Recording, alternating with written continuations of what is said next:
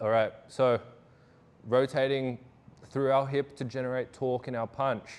Probably the most important place to generate rotational force comes from our hip, and that will transfer into our punch, generating a fast, powerful, and energy-efficient punch. So what does it look like? Here's my boxing stance. Here's rotation, right? You can see it. My hips are moving through space, and we can see, as a result, my body is turning as well, right? So what I'm not doing is rotating my spine. So I'm not turning through here. I'm not turning through my mid-back. I'm cueing the movement to happen through my midsection. Bang, bang, midsection rotation.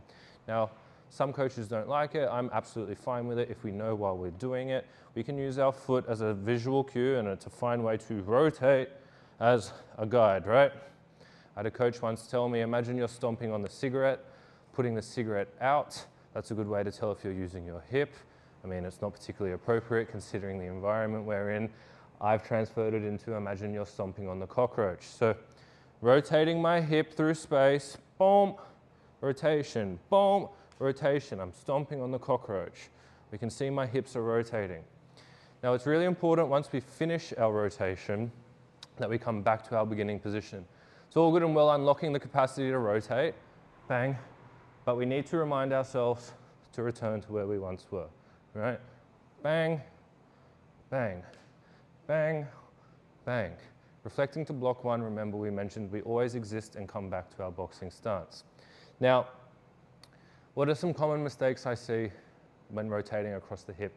Typically, and this is why people are against it, it happens at the foot, right? It's this over-rotating and losing force through the foot.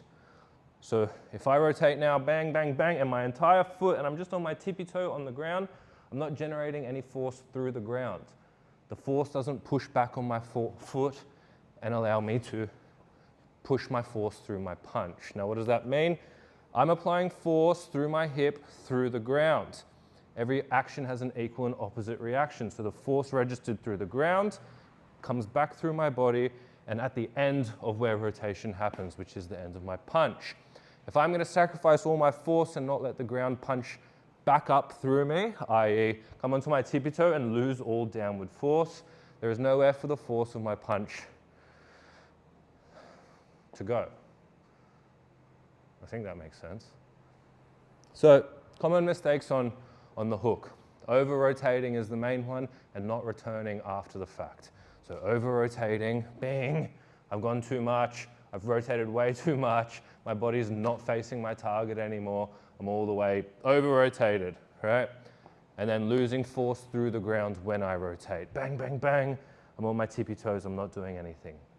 So again, there's nothing wrong with rotating, bing, with your foot, as long as you are not coming onto your tippy toe and losing force. We can still rotate without our hip coming off, our feet coming off the ground. Rotation across the hip, probably the biggest torque generator and very important to unlock. What's a good, I can't even remember if we covered this, but a good way to test torque across your hip, hands on your hips, and we're just gonna rotate them, right? And this can be a drill in itself. Like this is a pretty decent warm-up protocol just to unlock your hips, particularly if you're tight or struggling to understand the concepts of rotation. Bang, bang, bang, all right? So rotating across the hip.